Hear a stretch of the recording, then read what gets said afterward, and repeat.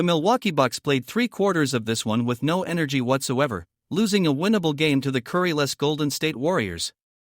Giannis nearly had another triple-double with 20 points, 9 rebounds, and 7 assists but was not efficient at all. Jimmy Butler led the Warriors with 24 points, 8 rebounds, and 10 assists.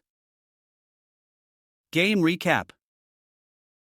The Bucks began their West Coast trip half asleep and unimaginative on offense while the Warriors, down Steph Curry, were locked in.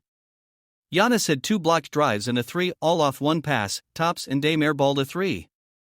Dubs up 12-3 after just 2:32 of game time. It feels like you can tell whether the team is alert or not from the first minute of the game, and they all looked half asleep to begin this one.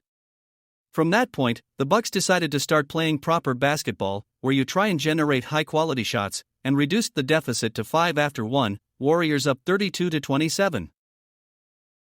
Golden State opened the second quarter upping their lead to double digits following Quinton Post's second 3. Contrastingly, the Bucks sunk to 3/16 from 3. Milwaukee was going to the zone with multiple bad Golden State shooters on the floor, but they kept losing the one shooter they had to guard in Buddy Hield. And that was the theme of the game thus far, details. They kept messing up on details. Playing good defense for 18 seconds only to let a guy face-cut them.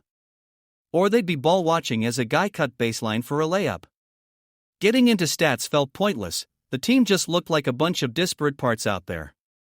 Dubs up 58-44 at half. The second half began with yet another hilarious Giannis block/charge call that Doc had to waste a challenge correcting. From there, the Bucks slowly pegged back the deficit behind a 14-0 run, including 3 Kuzma triples off much better ball movement and dribble penetration than the first half. Milwaukee grabbed the lead around the 4-minute mark of the period. Kuminga dropped Trent for a flagrant 1 foul with a few minutes remaining to give the Bucks an extra few free throws. However, some late Bucks turnovers, quick shots, and a horrible AJ Green foul on Butler on a 3 had the Warriors up 78-76 after 3. That was a really costly stretch that, had they been more focused, they could have built up a real advantage. Details. The Bucks came into the fourth quarter completely unfocused.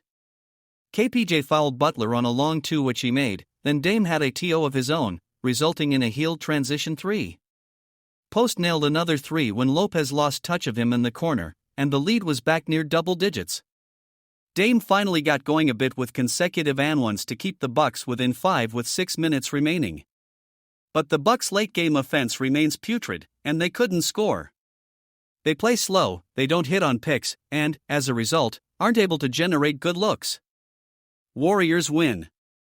Subscribe, comment and leave me your like.